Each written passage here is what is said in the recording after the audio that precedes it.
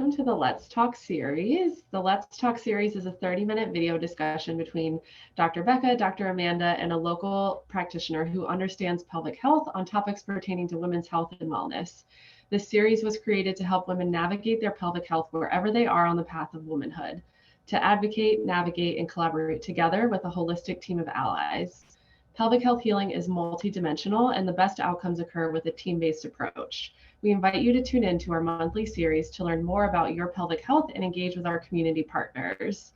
So today's speaker is going to be us, Dr. Amanda and myself, Dr. Becca.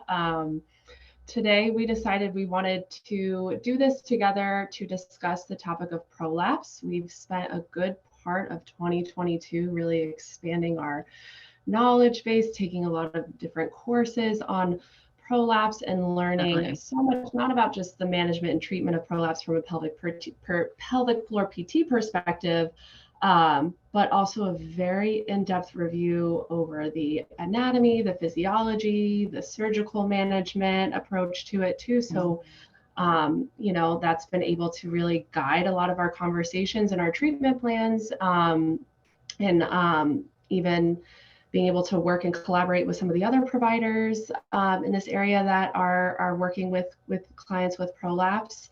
So after having a lot of these conversations, we thought we'd open up the conversation with all of you to share just some of the things that we have really kind of changed our outlook and our approach when we're treating prolapse. And I feel like are coming into play with a lot of our conversations that we're having with clients on a daily basis that we just really feel like is important to share.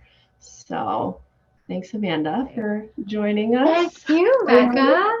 And I guess one of the big thank yous that we can say too for like guiding us on this prolapse journey. Well, one is Dr. Laura Kelly, who's another pelvic therapist up north. She is also a colleague of mine from school and also a really dear friend. She messaged me and was like, this class we must take. So what kind of catapulted this additional thought process into like us learning more in depth about prolapse and pessary management was that in the US, our association finally kind of gave us the blessing as pelvic therapists to be able to use a pessary, meaning like a support structure or a supportive kind of device, just like we do for supporting ankles. We could say, oh, wrap your ankle this way. Our association had said, oh yeah, pelvic therapists are competent in understanding the knowledge of how and when to use a pessary. So that conversation was what, like January, February? It was in January, I remember, because I was visiting a friend of mine, getting the text from you guys like, oh my gosh, we have to take this course. And I was like freaking out because I was like, I really want to take this course. Right. And I remember just being super excited and thinking that I wasn't going to be able to do it because it lined up with my like family vacation, but it didn't. And I have a very vivid memory of like being on her couch and like getting these texts. That's so funny. Just getting really excited, then being like, no, but then being like, yes. I do remember that text because then it was like in a Facebook group that the global pelvic group of like therapists that is in this group, we're talking about like, well, who is actually teaching classes like this? And as American or US therapists, like we haven't had the privileges to do this. So there's really not like a class that is going this in depth about prolapse and pessary management. I mean, in our core work through Herman and Wallace, which both Becca and I have taken classwork with, we talk about prolapse and symptomology and treatment and all those things. But like the in-depth part of it is with specifically the pessary management is just not something we have the privilege of learning. So there's an Australian physiotherapist, Taryn Hallam, who was like, oh, well, I have continuing education classes. And she's like the woman who has trained many people in Australia, New Zealand, the UK, Ireland, the UK, Canada, like in Canada, like Canada does it. So like our friends to the north, like if they're doing it, like we've got to do it. So that's kind of how all of this came. So we give a huge thanks and amount of gratitude to Taryn, who just so professionally, poignantly like educated us on this on this topic. So yeah. we feel Well, really and the privileged. good thing is now I've seen more classes being offered through like the APTA and that sort of thing Yes, for pessary management. So hopefully over the next few years, more of these courses will become available to us US therapists so that more and exactly. more people. But when this first happened, like it was all so new. So So it no, just, it kind of happened to just work out of someone being like, does anyone know? And then Taryn was like, I could do it. And then exactly. And it was more like of us 2 weeks all. later, we were like Mhm. signing up for this 16-hour intensive for 2 weeks at a Right. time, like Yeah. coursework and, you know, And then we got to host Taryn at our clinic here at Breathe Life and yeah, have therapists come from literally all over there. We had someone from like Washington State, I think, yeah, and Michigan or Michigan, or like Montana. Like there were Montana people from maybe. all over. Yeah, Yeah, which was incredible to be able to kind of work with exactly.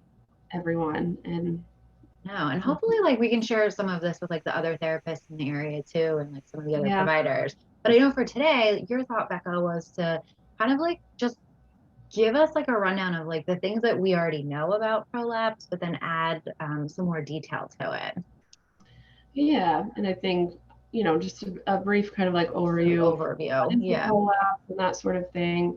And then I think the biggest conversation that we have with clients too is, outcomes, Right. or, what are realistic expectations. It's a very overwhelming and scary diagnosis for a lot of people and can be pretty debilitating in the sense of discomfort or uncomfortable symptoms that can really impact your quality of life and your ability to be up and moving and doing functional things. Right.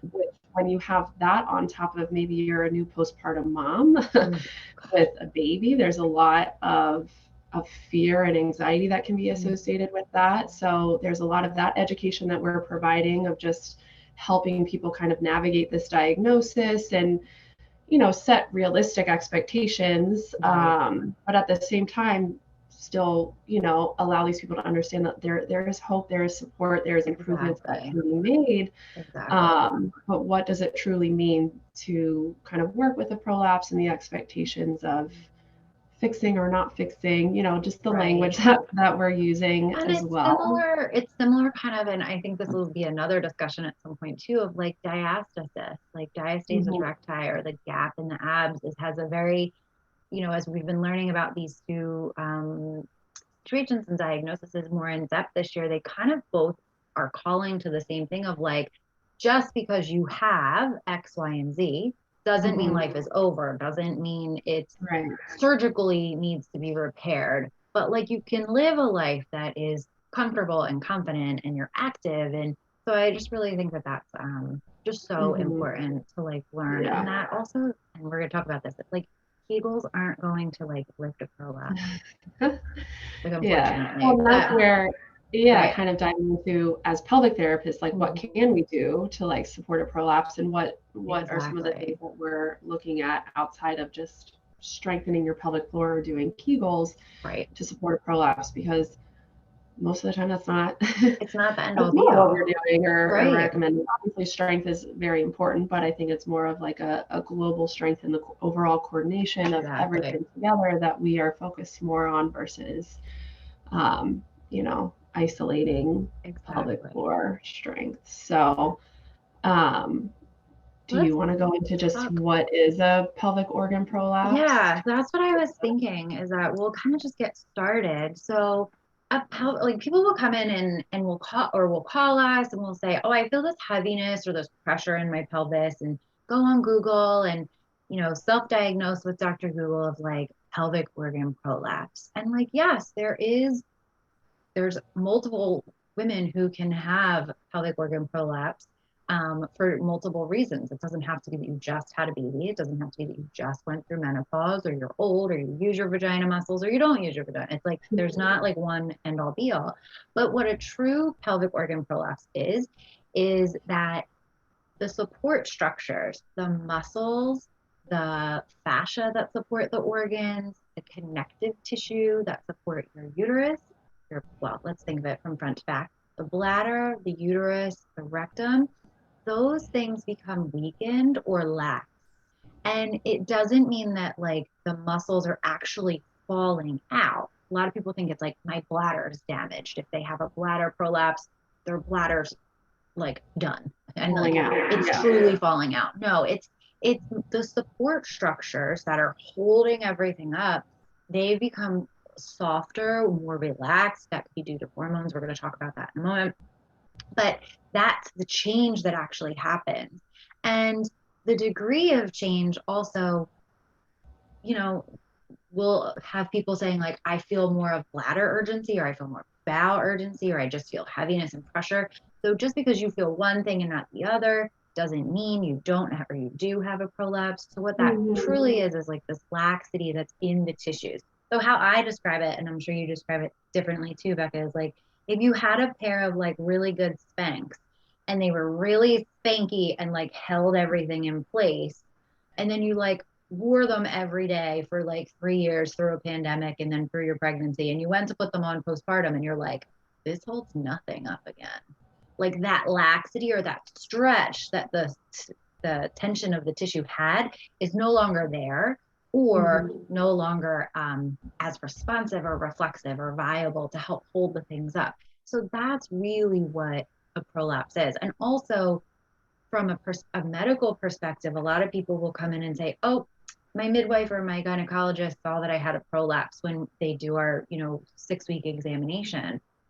And people will call us in complete panic saying they have a prolapse. And then we'll ask, do you have any symptoms of a prolapse? Yeah. Do you have, and I know that's something you're going to talk about, like, do you have urgency? Do you have frequency? And you're like, no, but it's there.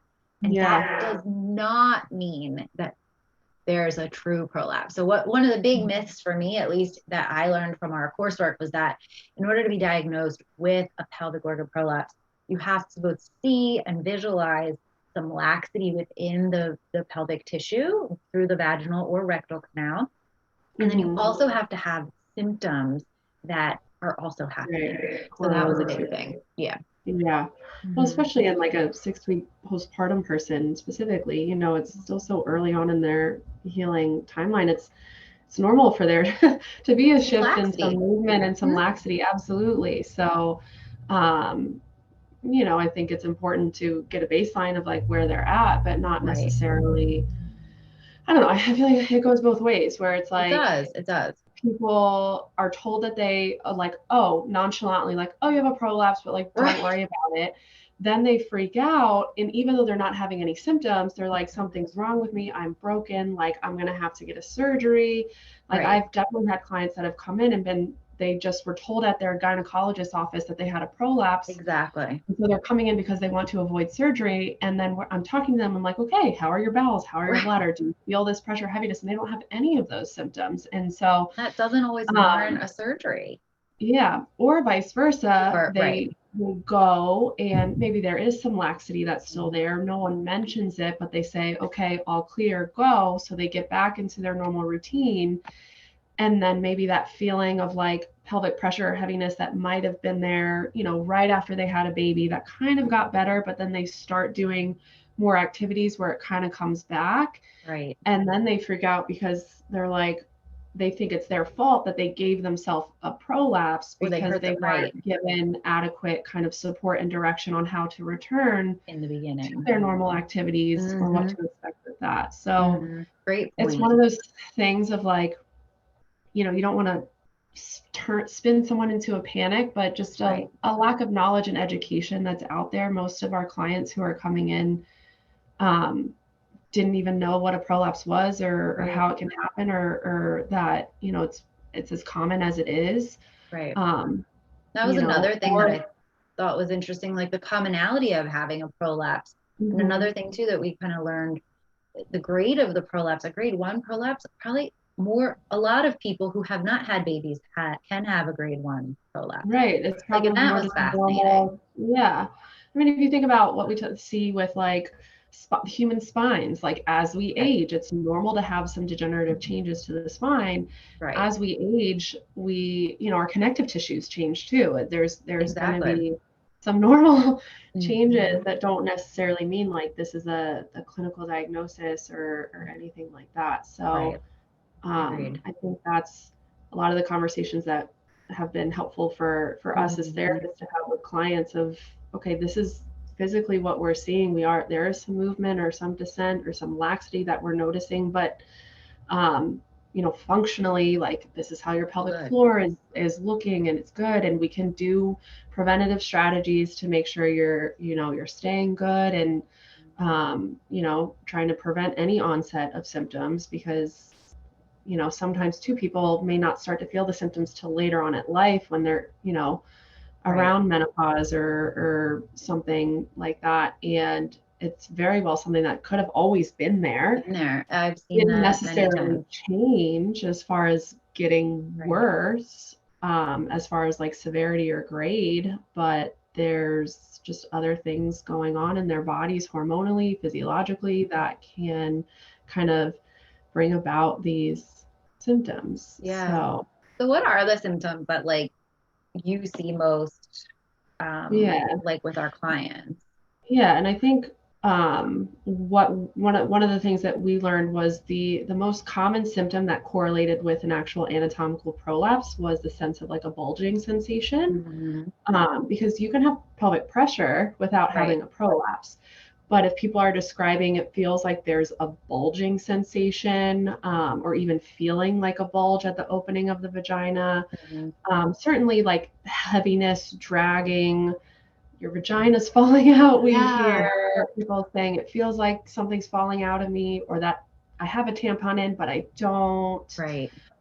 Depending on the type of prolapse too, difficulties with emptying bowels or bladder can be, an indication, or even a little bit of like back pain can be an indication.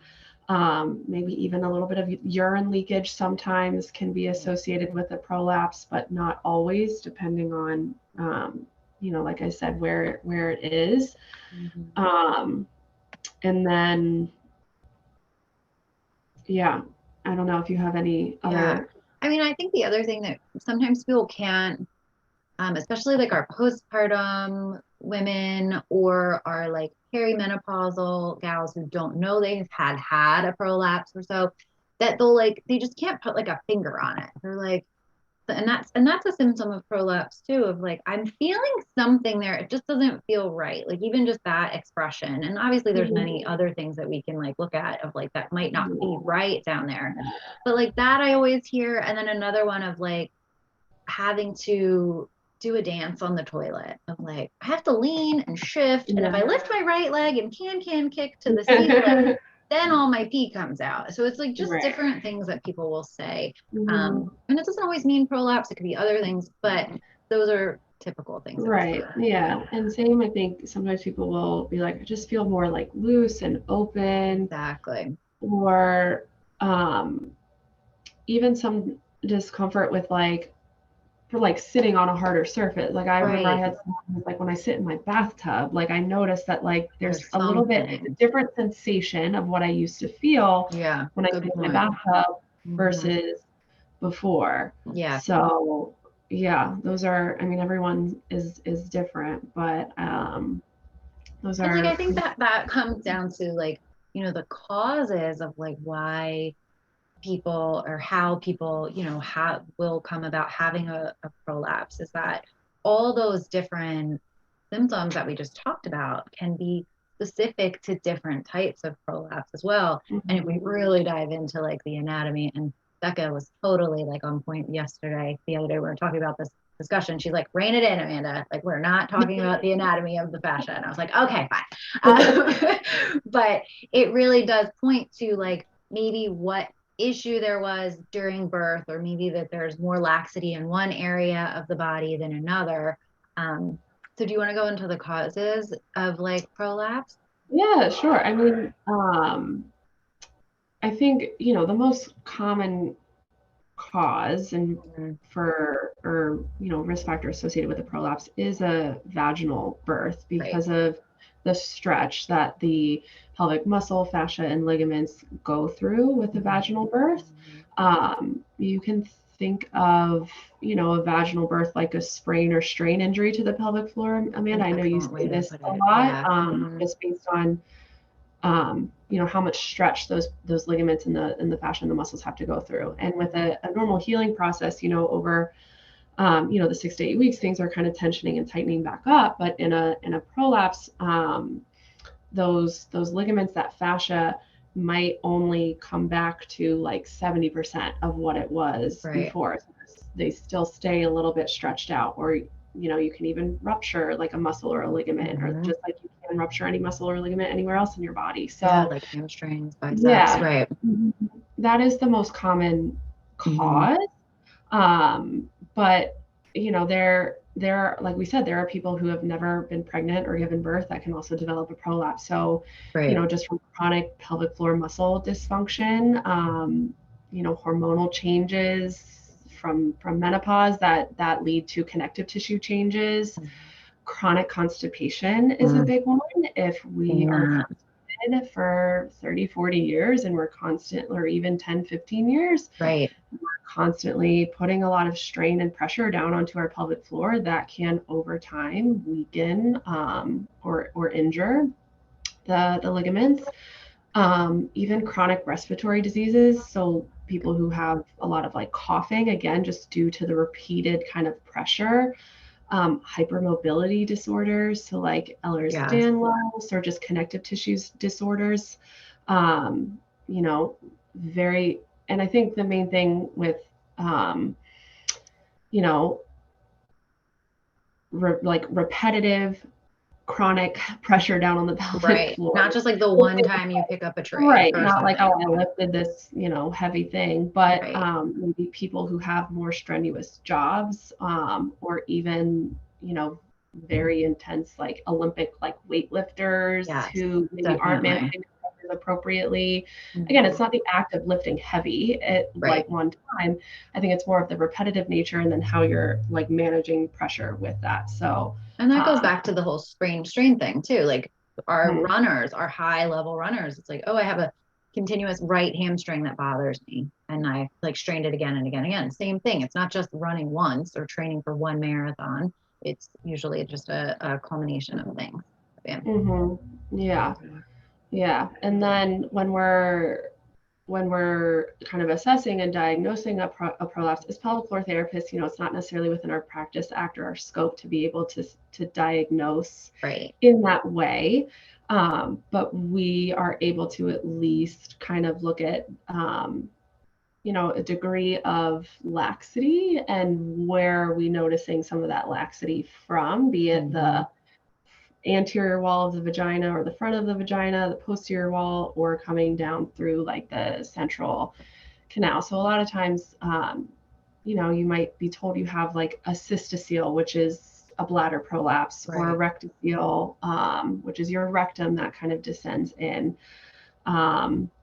or a uterine prolapse. So we as pelvic therapists technically can't say you have a cystocele, but we can say, oh, I see some laxity of the anterior vaginal wall, which, could possibly indicate a cystocele.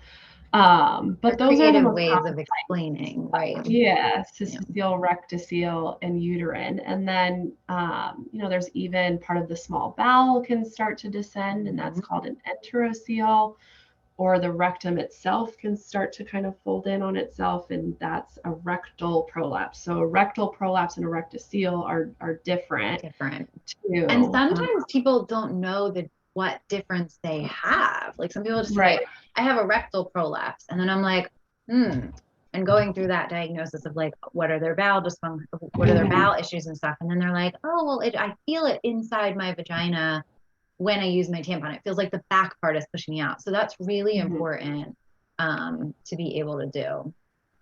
Yeah. Well, and then when we're looking at, you had kind of mentioned like some grades, or like the different grades, where, generally 0 to 4 is what we're looking at, where a 0 is no prolapse. A grade 1 is there some movement that is descending down prior to 2 centimeters before the vaginal opening. And then a grade 2 can be 2 centimeters on either end, within or outside of. And then a grade 3 is more than 2 centimeters, and a grade 4 is like full eversion. of the tissues, but you know, our pelvic organs aren't held rigidly in our pelvis at all times. There's always a little, you know, depending on how full our bladder is or how full our bowels are, or our phase of our menstrual cycle, you know, gravity, positioning.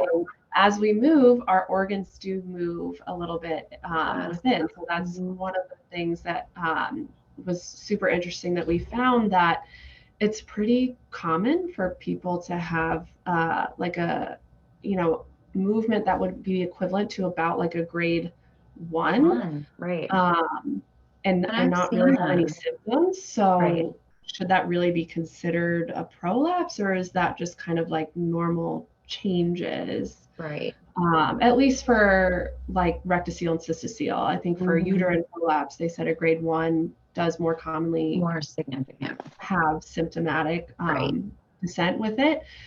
But so yeah, like that's, you know, kind of going back on, just because there's movement or you see it doesn't necessarily mean that like there's something terribly wrong. It's more of, again, just kind of baseline, where's your body at, and then what are things that we're going to do to just continue to support your body and help you feeling good. Yeah. And I think like one of the big things, like we were saying, like people will come in and say, oh, I have a prolapse, and is it ever going to get better, and kind of leading into some of our treatment. And like we know, at least from research and from like what we've experienced with our clients too, that like grade 1 through 3, and I would even sometimes just say like grade 1 through like an advanced 2 stage of prolapse can be managed with a combination of pelvic therapy, as well as like the lovely support device of like a pessary. And it does get a little more challenging once we're like maybe like an advanced 3 or 4, of like the amount of clamshells, bridging, kegels, all of those things that we do is not going to change that structure. Like if we come back to what we said in the very beginning, it's the structural support systems that are kind of, they're kind of just, they're tired, they're overly stretched, they're very lax. And that is then where the surgical intervention comes in. Like I was sharing with Becca the other day that a client said her mom was just having prolapse surgery. And she's like, oh, she tried pelvic therapy and it didn't do anything. But it's like, pelvic therapy probably did something to help her maybe learn how to breathe differently, learn how to lift differently, so she had less symptoms. But if she had a grade 3, definitely 4, it wasn't going to change the outcome of how much moving and sliding and gliding was actually happening there. And then that's when surgery is appropriate. And people will ask us like, well, do you think I should have surgery? And it's like, well, I'm not going to make the decision for your pelvis, but these are the reasons why we usually see factors that different outcomes for different people. So well, and I think Taryn had like a really great analogy that she used in the class of like a ball kind of like hanging from the ceiling, where if you take like 2 ropes and are like holding a ball like from the top, that's like the fascia and the ligaments that hold. And then if you put your hands underneath, that is like the pelvic floor muscles that are supporting. So depending on too, as far as like managing different like expectations and like improving a prolapse or fixing a prolapse, there, you know, if this is the level of the pelvic floor muscles, but the injury or the stretch that has happened to these ligaments or fascia that support, and the prolapse is actually sitting below the level of the pelvic floor muscle, what is doing a bunch of kegels going to do? It's not a suctioning device. You know, there's that take, and then also we also know that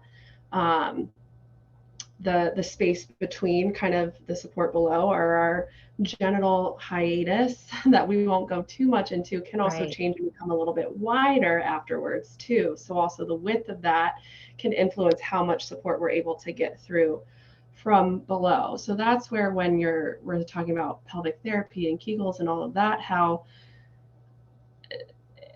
in that regard, there's not a lot of really strong evidence to support pelvic floor muscle strengthening and improving grade of prolapse or anything like that. But that doesn't mean that we can't do things to help improve symptoms. And again, going back to symptoms don't always correlate with stage. So you can have a grade 2 prolapse. Your grade 2 prolapse can be there. You can be symptomatic.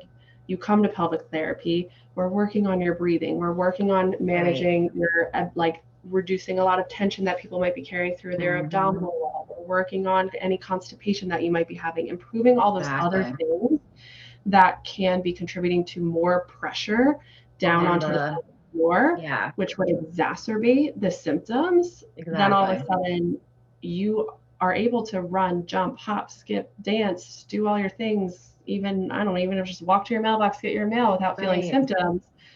But if you do a POPQ or that grading system of how to diagnose a prolapse, the laxity or you still have a grade 2 prolapse. So I think that's where a lot of the conversations, where a lot of people are like, I just want it to go away. I want it gone. I want it fixed. And that's where we come in with that education of, okay, well, this is what we can actually do as pelvic floor therapists. And if it's someone who is like, that's great, but I want it gone, then maybe the surgery is going to be the option. It's the option for them too. At the end of the day, it's your body, it's your choice. It's an elective surgery. You could probably find someone who would help you with that prolapse. But then we get the people who are like, I want to do everything I can to avoid a surgery as well. And there are plenty of conservative options that we can help with that, even though the prolapse isn't gone or fixed in that way. And I think it kind of reminds me of, and I think Taryn, our instructor, really gave another great example of, like, I love the ball and then holding the ball up, but also, like, think about if you didn't have 20/20 vision, you would say, like, oh, I need glasses because I'm nearsighted or farsighted. And that's a device that you kind of help yourself with to feel better. Same thing, a pessary and some pelvic therapy techniques that are managing some of that help you to feel better. However, if you don't want to wear glasses or contacts, you're like, sign me up for LASIK surgery. I'm doing that. Same thing. Sign me up for prolapse surgery. I don't want to deal with it, or I don't want to think about it anymore. So those are just some different ways to think about it, that it's not, the pelvic floor, again, just doesn't live in a vacuum. There's other, things that are definitely going on. So we have like a minute or so left. What do you think? Should we do part 2? Part 2, another day? I mean, I think at the end of the day, there's a lot of, like, scary things that can be found on the internet. Exactly. But oh my gosh. Finding, people that can be on your team that can help kind of support you and navigate you through a prolapse diagnosis or anything like that can be super helpful, not only to help you feeling better, but also to help just be in a better, like, mental and emotional state over this too. I feel like there's a grieving process that a lot of our prolapse clients go through, a sense of loss of autonomy over their body, which can be super, super challenging to go through. So I think, pelvic floor PT, like, we will be there, to kind of walk with you every step of the way and kind of offer you as much candid advice as we can, but also help you recognize that there is hope and there is healing that you can achieve. And then even help get you set up with a good urogynecologist to add to your team to kind of provide more of the medical management, and just get another opinion kind of as needed too. So I think it's, we're realistic, but we don't want to take away all hope. Right, exactly. And that's, like, the best part of working with people who are pelvic therapists, that, at least us as pelvic therapists, that we, really do try to provide that just equal balance of realism and continue to provide the hope. So compassion.